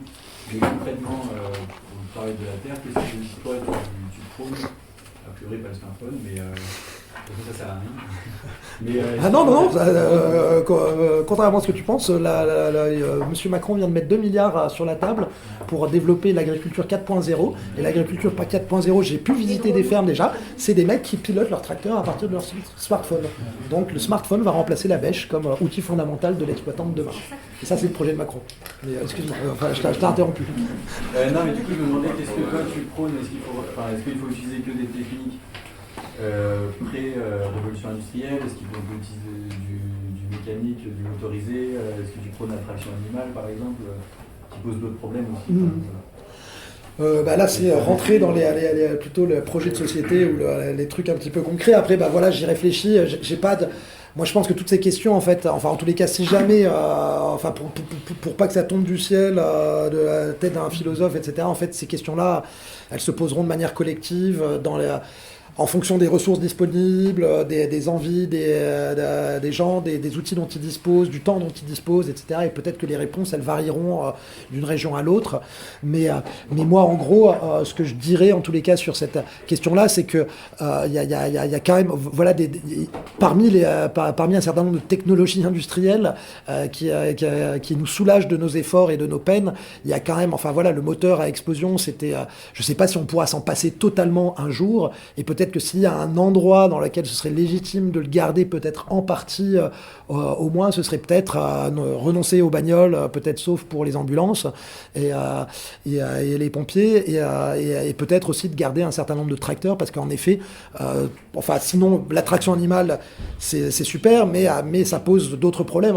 Voilà, au 19e siècle, juste pour vous rappeler un truc, à une époque où la traction animale, beaucoup d'agriculture se faisait, où toute l'agriculture était animalo-tractée, je ne sais pas si ça se dit, mais on peut le dire comme ça, et ça se traduisait par le fait qu'un tiers de la surface agricole utile en France était consacrée au fourrage des bêtes. Donc ça impliquait une emprise agraire énorme, gigantesque sur le territoire français. Et si aujourd'hui il fallait nourrir 60 millions d'habitants, plus nourrir je sais pas combien de millions de chevaux, etc., et de bœufs pour... peut-être que... voilà, donc du coup, mais ça c'est des questions un petit peu délicates, c'est pour ça que ça va dépendre des ressources dont on dispose, etc. Après, moi je suis plutôt... fondamentalement fasciné et intéressé par des gens qui renouent avec la traction animale aujourd'hui. Et je trouve ça hyper intéressant de se rappeler à quel point c'est quelque chose de super. Et ça fait partie de ces techniques-là aussi, voilà, où c'est très difficile de mettre un monopole là-dessus et de créer des formes de dépendance odieuse, comme celle que j'ai décrite avec le smartphone, ou celle qui caractérise notre condition d'individus dépendants du système industriel aujourd'hui. Donc moi, j'irais plutôt dans cette direction-là, mais voilà, en fait, s'il fallait faire un projet de société, il faudrait prendre en compte toutes ces questions-là. Est-ce qu'on a encore du pétrole? Est-ce qu'on a la surface agricole utile suffisante? Enfin voilà, c'est des questions plus délicates, plus techniques. Et en tous les cas, à mon avis, la réponse, elle ne viendra pas d'un philosophe, ni de moi, ni de personne, en fait. Ça viendra d'une intelligence collective et d'un processus de réflexion collectif autonome. Tout à l'heure, tu parlais de la gestion du conflit, comment l'attrait pour l'autonomie ne conduit pas à une volonté pour certains d'individualisme et d'un projet individualiste dans une société qui est déjà individualiste à ce jour, et comment du coup démanteler cette pensée chassée par les gens pour construire un projet commun.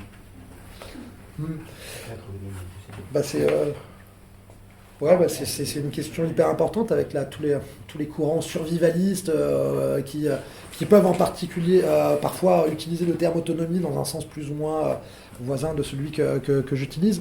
Moi, je dirais qu'en tous les cas, si l'autonomie, ça implique de prendre en charge les nécessités de la vie quotidienne, c'est-à-dire d'assurer au moins en partie notre subsistance, il faut reconnaître que l'autonomie, ça peut pas être purement individuel. Il y a peut-être des activités qui peuvent se faire à l'échelle de l'individu ou d'une famille, etc., des potagers, etc., mais notre subsistance, elle va bien au-delà de ça, et ça implique ça implique une organisation sociale, des formes de collectifs à minima, et même une société en fait. La subsistance, c'est un rapport social à la nature, ça peut pas être juste un rapport individuel.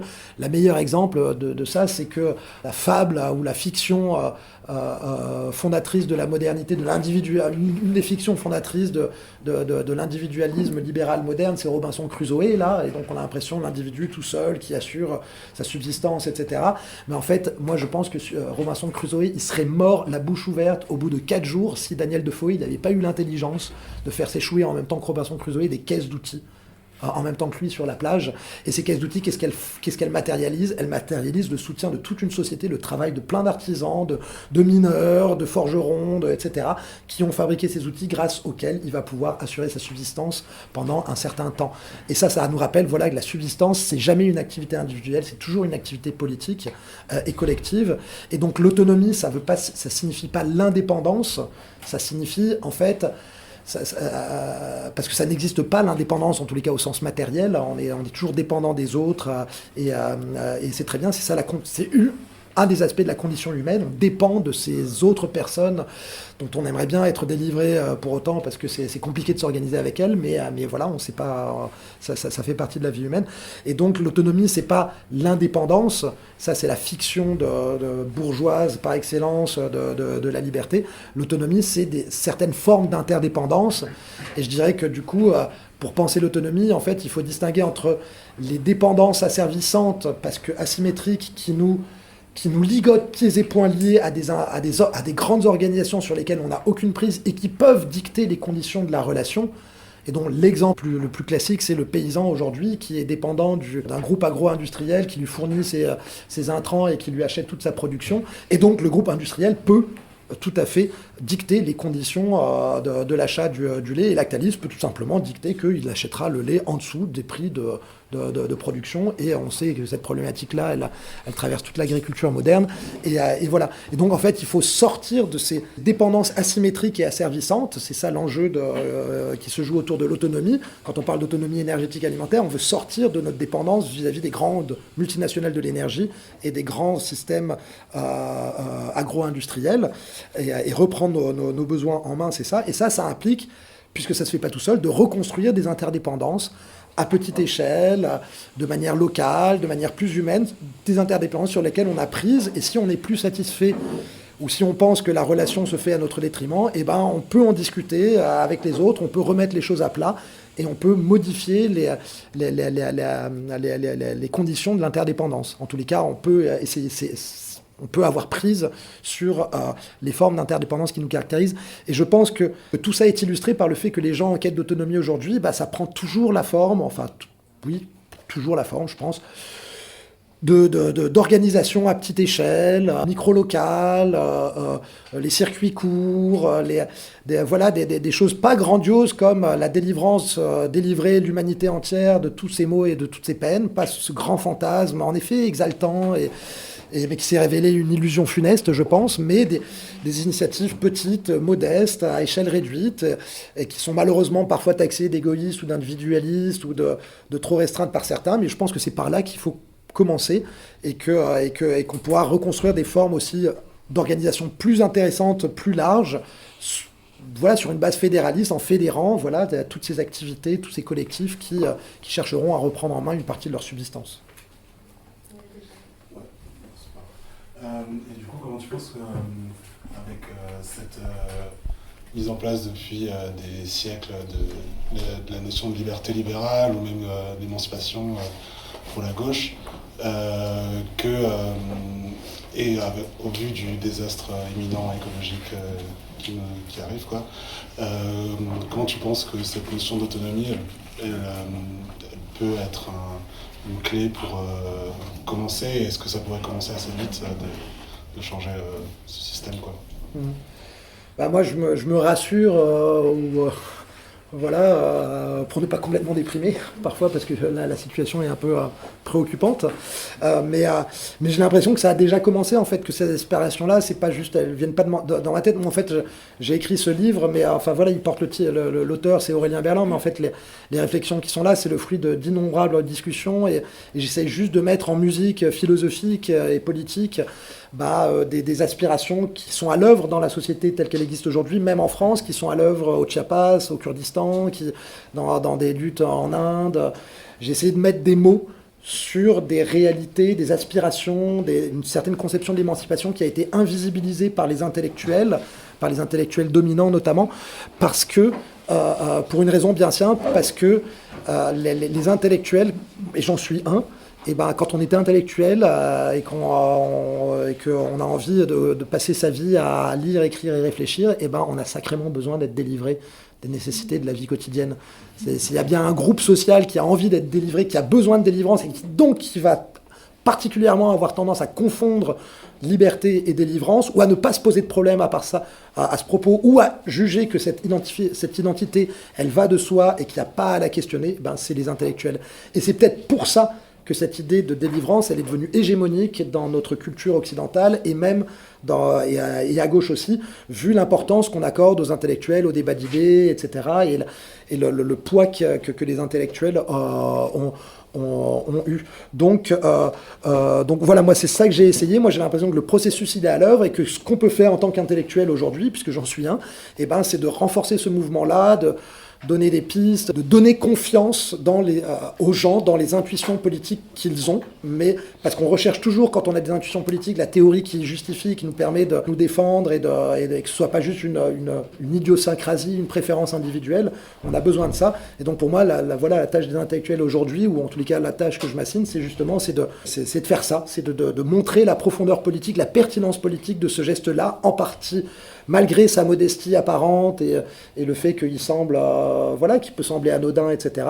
Et non, c'est là, quand on se dit on va replanter des carottes, on va reprendre en main, autoconstruire notre habitat, etc., on renoue avec une conception de la liberté qui a des siècles derrière elle, et qui a été injustement marginalisée à l'époque moderne.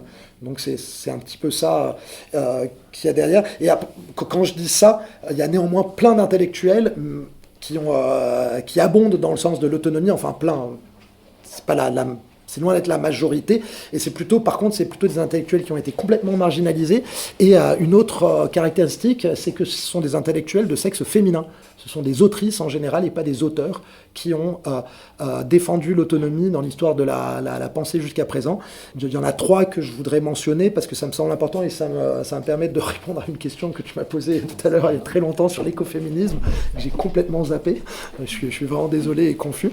Mais voilà, il y a trois autrices qui m'ont beaucoup influencé dans la rédaction de ce livre. Hannah Arendt, c'est une des premières philosophes à avoir pointé que la conception libérale de la liberté, elle était basée sur le paradoxe que la liberté libérale, c'est vouloir être libéré des activités politiques, des nécessités politiques de la vie quotidienne. Donc c'est elle qui a toute une réflexion sur le conflit, la hantise du conflit, et comment tout ça a contribué à créer une conception purement individuelle de la liberté, où on serait libéré de la présence des autres, déchargé de ça. Mais elle n'a jamais questionné la délivrance matérielle. Elle pensait que c'était normal que la liberté, ce soit aussi d'être délivré de la nécessité. Elle n'a jamais questionné ça. Par contre, Simone Weil, qui est une philosophe de gauche, inscrite dans le mouvement socialiste, qui s'est engagée dans la guerre d'Espagne, qui a renoncé à son poste de prof de philo pour devenir ouvrière, elle a écrit à 25 ans un texte magnifique qui s'appelle « Les réflexions sur les causes de la liberté et de l'oppression sociale », qui date de 1934, et c'est dans ce texte-là qu'il y a la première critique extrêmement pertinente de la conception marxiste de la liberté comme dépassement du règne de la nécessité, où elle pointe le fait que la nécessité, c'est la réalité, c'est la vie quotidienne. Comment fantasmer, enfin il y a quelque chose d'absurde, de mortifère même, à fantasmer l'idée qu'on pourrait dépasser la subsistance et la nécessité. Et sinon, toutes ces idées-là, elles ont été défendues aussi par un groupe d'autrices allemandes qu'on regroupe en général aujourd'hui dans la catégorie écoféminisme de la subsistance, qui sont assez méconnues en France, mais que les éditions La Lenteur vont publier l'année prochaine. Et donc les noms, c'est Maria Mies, Veronica Benold Thompson et Claudia von Verlhof notamment. Et en fait, dans leur réflexion, il y a toute une réflexion sur l'émancipation féministe, l'émancipation féminine pour les femmes, parce qu'elles étaient à la fois féministes, écologistes et tiers-mondistes. Et à un moment donné, elles se sont dit, mais c'est quoi l'émancipation pour les femmes? Et comme toutes les féministes de cette époque, elles étaient un petit peu fascinées par de Beauvoir. Si vous vous souvenez du deuxième sexe, ça se termine par un chapitre qui s'appelle La femme indépendante et qui est un petit peu la conception de l'émancipation, la synthèse par Beauvoir de sa conception de l'émancipation pour les femmes. Et en gros, la femme indépendante, l'émancipation pour les femmes, c'est de rattraper le statut des hommes. Le statut bourgeois d'homme qui n'est pas dépendant financièrement d'un autre. Et donc l'émancipation pour une femme, ça ne pas avoir d'enfants, avoir un métier salarié ou une source de revenus indépendant d'un mec, ne pas être marié, etc. Et en fait, Mariamis fait une critique hyper intéressante, je ne suis pas rentré dans tous les détails de ça, mais en fait, elle pointe à la fin que cette conception de l'émancipation par rattrapage pose plein de problèmes, et que en fait, l'émancipation pour les femmes, ça ne doit pas être pensé comme ça ne doit pas être pensé comme se hisser à une liberté en fait qui suppose l'asservissement des autres, parce qu'en fait l'indépendance masculine elle n'existe qu'en invisibilisant toutes celles et ceux qui sont dans les cuisines, qui font le ménage, dans les coulisses de la figure du bourgeois moderne. Donc l'émancipation féminine, ça ne doit pas être de se hisser à cette conception odieuse en fait de la liberté. Elle ne parle pas de liberté de délivrance, mais c'est quand même la même idée, je pense. L'émancipation féminine, ça doit être de faire redescendre les hommes sur terre pour partager avec eux toutes les activités liées à la subsistance. Et ce sera à la fois émancipateur pour les femmes parce qu'elles seront déchargées d'un surcroît de travail qui leur est imposé par la quête de délivrance masculine, et ce sera émancipateur pour les hommes parce que sur le plan des activités de subsistance de la vie quotidienne, il n'y a pas que des fardeaux, des efforts insupportables, etc. Il peut y avoir plein de plaisir, plein de joie dans le fait de s'occuper de ses enfants, dans le fait de cuisiner, dans le fait même de faire le ménage. Ça peut être... quand je vois des gens qui sont collés sur leur smartphone toute la journée, je leur dis, mais faites le ménage chez vous, ça va vous libérer l'esprit, vous allez pouvoir penser à quelque chose par vous-même, et ce sera très bien, en fait. Et voilà, moi je pense cette idée de ne pas se hisser à ce statut, à ce fantasme de liberté et de délivrance, mais faire redescendre les hommes sur terre, et ben voilà, c'est une autre manière de formuler tout ce que j'essaye de formuler depuis tout à l'heure sur le type d'émancipation qu'on devrait poursuivre aujourd'hui.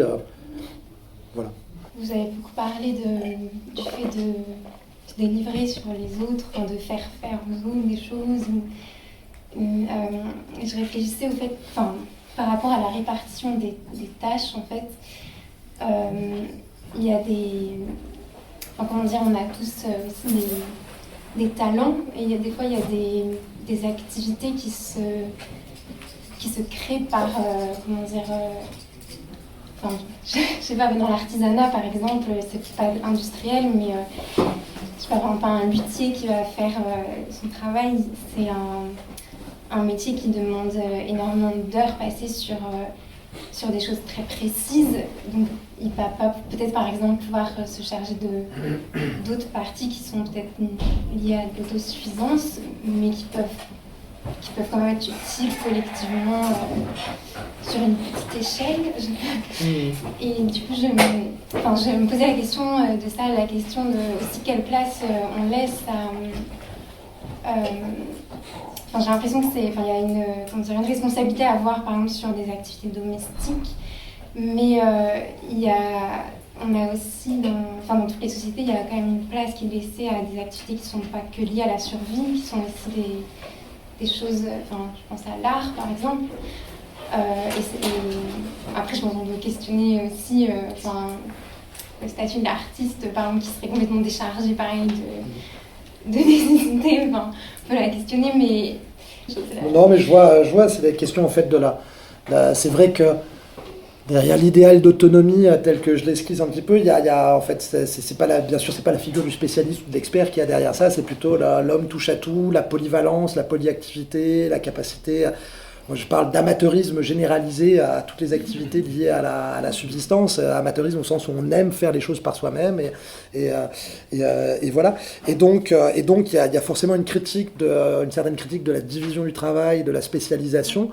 Et après, moi, sur ces points-là, ce que je défends dans le livre, quand j'aborde ces questions-là, qui sont des questions centrales, parce que ça fait peur beaucoup, et puis c'est des questions centrales aussi, parce que c'est devenu, de la part des pontes de l'industrialisme marxiste contemporain, tel qu'il en existe encore aujourd'hui. Et oui, nous avons Monsieur Lordon pour nous expliquer quand même que vraiment, le développement des forces productives, ce sera l'émancipation, et il n'y en aura pas autrement.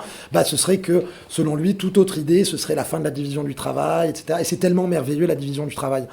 En fait, il faut distinguer, derrière ce mot-là, division du travail, on confond la répartition des tâches au sein d'une communauté, l'organisation des métiers au sein d'une cité, avec la division des métiers artisanaux, etc., et l'assignation exclusive à des tâches hyper spécialisées par l'organisation du marché du travail tel qu'elle existe dans le capitalisme aujourd'hui.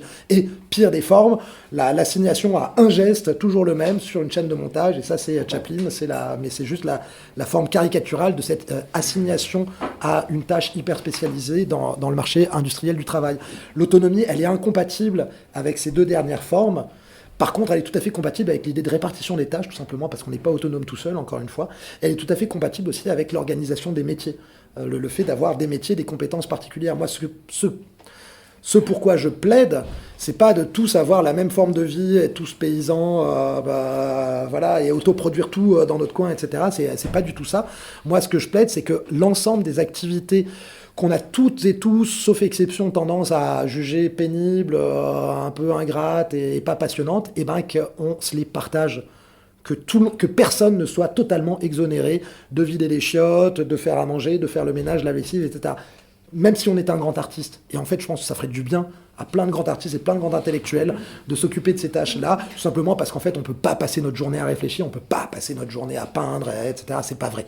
C'est pas vrai, on a besoin d'air, on a besoin de faire autre chose, et la polyactivité, c'est hyper épanouissant, et c'est souvent, quand on est un intellectuel, quand on fait des tâches non intellectuelles, qu'on a les meilleures idées, qu'on a les bonnes formules, etc. C'est pas en étant enfermé dans une bibliothèque devant un ordinateur. Ça, c'est pas vrai, en tous les cas, moi, mon expérience, c'est celle-là. Donc en fait, je pense que on peut se dire que tout le monde devrait participer ou se répartir, qu'on devrait tous se répartir ces tâches de subsistance, justement parce qu'elles sont en partie pénibles. Mais en fait, quand on se lance dans ces pratiques-là, on se rend compte que ça prend pas, en fait, on travaille pas 6 jours par semaine quand on fait ça. En fait, les tâches de subsistance de base, en 2-3 jours, on fait un nombre de choses fantastiques. Et il reste encore 4-5 jours dans la semaine, donc on en garde 1 ou 2 pour se reposer, on a encore 2-3 jours pour développer une passion, une activité plus spécialisée, un artisanat particulier, la lutherie, la charpente, la musique, moi je suis musicien aussi. Et la musique, ça fait partie de la vie d'une communauté, dans les tâches qu'il faut faire pour organiser une belle fête, il faut des musiciens aussi, et c'est plus gratifiant de jouer de la musique que d'éplucher des patates, mais en même temps ça fait partie aussi de l'organisation d'une belle fête. Et voilà, donc moi je pense, en fait, mon plaidoyer, ou en tous les cas, si j'avais écrit un projet de société, ce qui n'est pas le cas, et que je dirais que voilà, dans un monde, une vie juste, dans un monde soutenable, et ce serait une vie où tout le monde, en effet, participerait à ces activités de subsistance, peut-être 2 jours, 3 jours par semaine, une journée, je ne sais pas très bien, et puis dans lesquelles le reste du temps, on développerait des activités spécialisées, parce qu'encore une fois, on ne fait pas tout seul, on se répartit les tâches en fonction de nos préférences, etc. On a des préférences différentes, et c'est très bien. Et en effet, c'est bien d'avoir des gens plus compétents dans certains domaines, d'avoir des sages-femmes, d'avoir des médecins, d'avoir des charpentiers, d'avoir des luthiers. Voilà, on ne va pas construire une guitare du jour au lendemain, en effet. Et donc, c'est pas la fin de tout ça, l'autonomie. C'est juste le fait qu'il n'y ait pas des éboueurs à vie d'un côté et des musiciens à vie de l'autre. Voilà, c'est ça. Ça fait 2 heures qu'on est... C'est tout. Peut-être on peut continuer de façon informelle, autour d'un verre aussi peut-être. De façon conviviale. À petite échelle. À petite échelle. Moi, ça me va, si ça vous va. En tous les cas, je vous remercie de votre présence. Et je crois que c'est la première fois qu'il y a une discussion aussi... je sais pas, aussi vivante, aussi... enfin voilà, aussi bien, aussi riche. Bienvenue à la Guillotière. Comment ? Bienvenue à la Voilà. Merci en tout cas pour vos interventions, pour vos remarques, etc. Merci à Lorenzo. Je pense aussi que c'est un petit peu lié au fait que voilà, quand il y a déjà les questions-réponses, etc., qu'il y a un petit peu de liberté qui est mise en place tout de suite et que j'ai pas à faire mon laïus pendant 3/4 d'heure qui peut être hyper écrasant, ou trop d'informations, etc. Et du coup, ça a permis une discussion très agréable. Et je vous en remercie. Merci.